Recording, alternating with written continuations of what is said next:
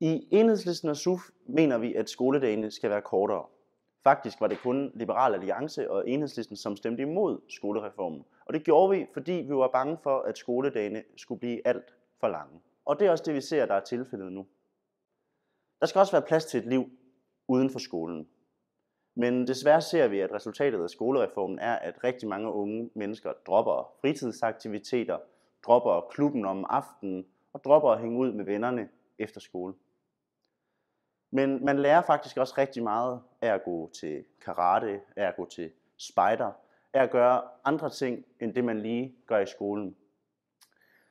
Meningen med skolereformen var, at vi skulle have de her aktiviteter ind i skolen.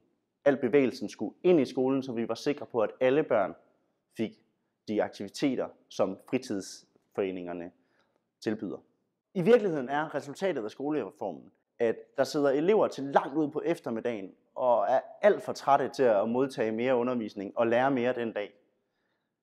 Men der er bare ikke nogen, der får noget ud af det, for der er ikke nogen mennesker i den her verden, som kan lære noget, når de er ved at falde i søvn.